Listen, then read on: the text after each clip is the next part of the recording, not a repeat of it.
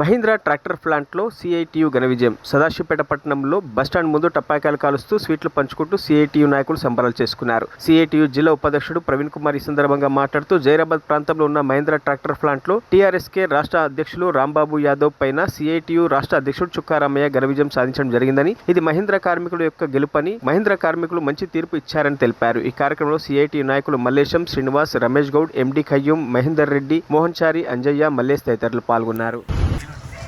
ఈరోజు జైరాబాద్ ప్రాంతంలో ఉన్నటువంటి మహీంద్రా ట్రాక్టర్ ప్లాంట్లో సిఐటియు ఘన విజయం సాధించడం జరిగింది. సిఐటియు ఘన విజయం సాధించడం వల్ల సదాశివపేట బస్టాండ్ ముందు ఈరోజు టపాకాయలు కాలుస్తూ స్వీట్లు పంచుకుంటూ సిఐటియు కార్యకర్తలు మేము సంబరాలు చేసుకోవడం జరిగింది. ఇప్పటికే ఈరోజు సిఐటియు జిల్లాలో అనేక కంపెనీలలో కార్మికుల సంక్షేమం కోసము, కార్మికుల హక్కుల కోసం పనిచేస్తున్న సంఘం సిఐటియు. కానీ ఈరోజు మహీంద్రా కంపెనీలో టీఆర్ఎస్కు అనుబంధంగా ఉన్నటువంటి ఏదైతే రాష్ట్ర అధ్యక్షుడు రాంబాబు యాదవ్ ఉన్నారో ఆ రాంబాబు యాదవ్ పైన ఈరోజు సిఐటియు రాష్ట్ర అధ్యక్షుడు చుక్కారాములు గారు ఘన విజయం సాధించడం జరిగింది.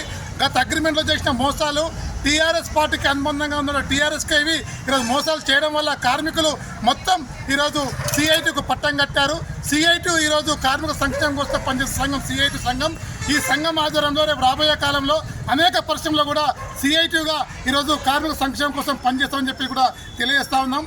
ఈరోజు ఈ యొక్క విజయం అనేది మహీంద్రా కంపెనీలో ఉన్న ట్రాక్టర్ ప్లాంట్ కార్మికుల యొక్క విజయంగా సిఐటియు భావిస్తూ ఉన్నాం.